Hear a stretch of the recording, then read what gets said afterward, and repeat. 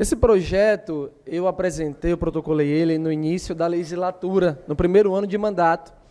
E após algumas reuniões com a ex-vereadora Linda Brasil, reuniões com a vereadora Ângela Mello, que graças a Deus está em casa, sugestões aqui do vereador Ricardo Marques, a vereadora Emília Correia, nós acatamos, retiramos o projeto, fizemos vários ajustes e adaptações e protocolamos o projeto atendendo a solicitação de todos os colegas que fizeram nesse período. Agora, o que me parece muitas vezes, vereadora Emília Correia, é que esse projeto meu, ele tem um vício, mas o vício dele não é um vício de ordem formal ou de ordem material. Talvez o vício do meu projeto seja um vício de autoria, um vício de propositura. Talvez quem está propondo não seja a melhor pessoa para propor, e por causa disso, por causa do meu viés religioso, por causa do meu viés conservador, ele nunca vai estar perfeito, ele nunca vai estar adequado. Sempre vão achar todo tipo de dificuldade e todo tipo de questionamento para poder apresentar. O projeto eu busquei fazer de uma forma coletiva e que atendesse o direito de todas as religiões. Sabe por quê, vereador Ricardo Marques? Na semana passada, aqui nessa casa, inclusive hoje nós votamos em redação final, um projeto de lei de autoria do professor Bittencourt, que buscava valorizar e reconhecer as religiões de matriz africanas e os povos de terreiro. E eu, pastor Diego, conservador, eu votei favorável. Sabe por que eu votei favorável? Porque se eu defendo liberdade de crença, se eu defendo liberdade religiosa, eu não defendo para a igreja evangélica, eu não defendo para a igreja católica, eu defendo para todas as religiões. Por isso que eu votei favorável. E hoje, quando a gente vê, sabe, várias discussões sem nenhum respaldo profundamente jurídico, a gente percebe que muitas vezes são implicações de ordem de cunho pessoal, justamente por causa da autoria. O projeto de lei aqui, ó, de início ao fim, ele fala liberdade de crença e ele fala liberdade religiosa para todas as religiões, do início ao fim. E agora eu vou me adeter aqui a alguns pontos. Primeiro, vou tentar responder ao meu colega aqui, o vereador Elber Batalha. Ele colocou o seguinte: se preocupou com o caráter restritivo do parágrafo único do artigo 4º. Olha, é vedado ao Poder Executivo obstaculizar, por qualquer meio, o regular exercício da fé, dentro dos limites fixados em lei, bem como criar qualquer benefício ou restrição direcionada a um único segmento religioso, sem permitir, disponibilizar ou determinar a inclusão dos demais, sendo vedado qualquer tipo de discriminação ou segregação religiosa em seus atos. É verdade, Elber, Vossa Excelência colocou muito bem, talvez as festas religiosas cristãs sejam mais beneficiadas, mas o nosso interesse aqui, como defensor da liberdade de crença religiosa, é que o direito para uma religião e o benefício para uma religião, ele tem que atender a todas as religiões. Segundo lugar, artigo 3º, parágrafo 3º, a professora Sônia Meire colocou: em caso de emergência sanitária e de saúde pública, é facultado ao município regular limitações às reuniões religiosas, missas ou cultos, desde que devidamente fundamentado por equipe técnica e que tal medida não impeça o funcionamento da atividade religiosa. Eu vou dar um exemplo: a pandemia. Na pandemia, a prefeitura pode trazer sim a limitação, mas não pode impedir que um líder religioso atenda ao mínimo uma pessoa, porque as pessoas estão com problemas emocionais, doentes, passando um momento difícil. Então, ele tem que regular de uma forma que ele garanta o direito do ser humano a exercer a sua fé, exercer a sua liberdade religiosa. Aqui não é dizendo assim, prefeitura, você não pode proibir ou trazer restrições. Pode trazer restrições, mas a restrição ela tem que garantir e permitir que a fé ela seja exercida dentro das possibilidades adequadas para o momento. Artigo 6º. Eu já te dou uma parte, viu, Weber, rapidinho.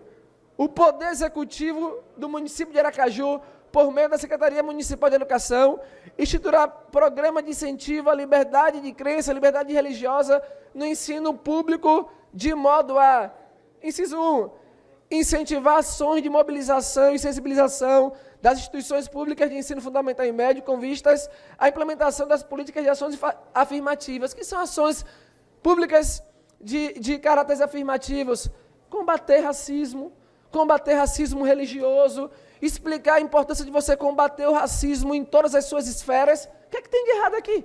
Você trazer a conscientização na rede municipal de se combater o racismo em todas as suas esferas, sobretudo o racismo religioso. Recentemente, o presidente Lula, ele sancionou a lei 14.532, que equiparou a injúria racial ao crime de racismo, trazendo uma valorização e o reconhecimento da importância de se combater o racismo em todas as suas esferas, especialmente, como hoje eu estou falando, do racismo religioso.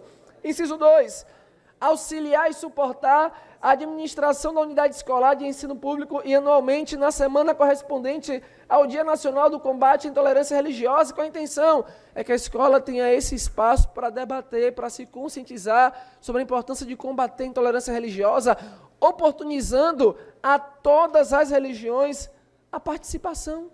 Então, um projeto aqui, ele não traz, se eu trouxesse um projeto aqui dizendo assim, olha, a igreja cristã, o cristianismo tem que ter um espaço, eu estaria contrariando o nosso preceito constitucional de liberdade religiosa, que garante essa liberdade para todos. Elber? Vereador, obrigado. Rapidamente, é só para dizer, eu acho o projeto bom. Eu acho que dá para fazer as adequações. Me preocupa um pouco com essa ressalva que a vereadora Sônia Meire fala, porque realmente ele remete muitas atribuições à Secretaria de Educação e ele não passou na Comissão de Educação, aí é uma coisa para a mesa analisar se ele precisa voltar para a Comissão de Educação, mas acho que as questões que estão aí, por exemplo, quanto a esse ponto das possíveis, que Deus nos livre de mais uma, né, possível pandemia, eu acho que a gente não pode dizer que é vedado a suspensão do funcionamento, porque, por exemplo, no primeiro momento da pandemia do Covid, aquele momento de desespero, de desconhecimento total, era razoável exigir a suspensão. Talvez tenha havido excessos depois da continuidade excessiva. Acho que a virtude sempre está no meio. Acho que o projeto é bom, não vejo nenhuma maior complicação nele, e acho que a gente pode muito bem corrigir, se a mesa entender que essa ausência da manifestação da Comissão de Educação pode ser suprida. Parabéns. Elber, só contribuindo ainda sobre sua fala em relação à época da pandemia, o nosso propósito aqui é colocar da seguinte forma: que Deus nos livre de momentos como esse, que o funcionamento seja garantido dentro das exceções legais. Não é dizer que a porta de qualquer atividade religiosa tem que estar aberta, mas um exemplo, o líder religioso ele tem que ter a oportunidade de, no mínimo, fazer uma transmissão ao vivo, uma transmissão online. Porque o que aconteceu na época, eu me recordo, eu estava lá, foi um fechamento total, onde você não podia nem sair de casa para poder ir lá usar a estrutura que você tinha para tentar fazer uma transmissão de qualidade e se comunicar com o seu público. Então, nossa intenção é que o mínimo da religiosidade, da nossa liberdade fundamental de exercer a nossa fé, Deus o livre e guarde, em um novo momento como esse, ele tem que ser respeitado dentro das necessidades que a legislação ela permita à época. Então, assim, eu reforço a minha fala, mais uma vez, de que, como alguém que tem como base fundamental a defesa das liberdades religiosas, esse projeto aqui, em hipótese alguma, ele puxa a sardinha para qualquer tipo de religião.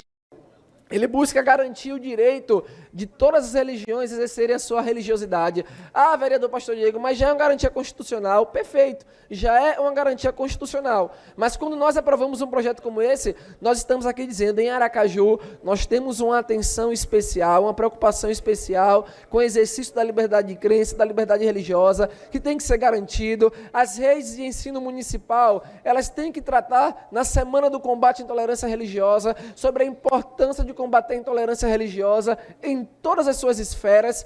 Então, nossa intenção é essa, é que a liberdade de crença, que é de foro íntimo, é aquilo que você deixa de crer ou crer dentro de você, e a liberdade religiosa, que é a exteriorização da sua fé, em qualquer ambiente, público ou privado, ela seja garantida e ela seja respeitada no município de Aracaju. Então, eu estou aberto, apesar das divergências, mas eu estou aberto às emendas, aberto às discussões, porque a nossa intenção é que seja um projeto que ele possa ser um marco de benefício a todo o segmento religioso da cidade de Aracaju. Muito obrigado, eu conto com o apoio e com a votação de todos os colegas, e entendo, Elber, que até a segunda votação, a gente pode até ver um prazo maior para poder apresentar as discussões que forem necessárias, sem nenhum problema.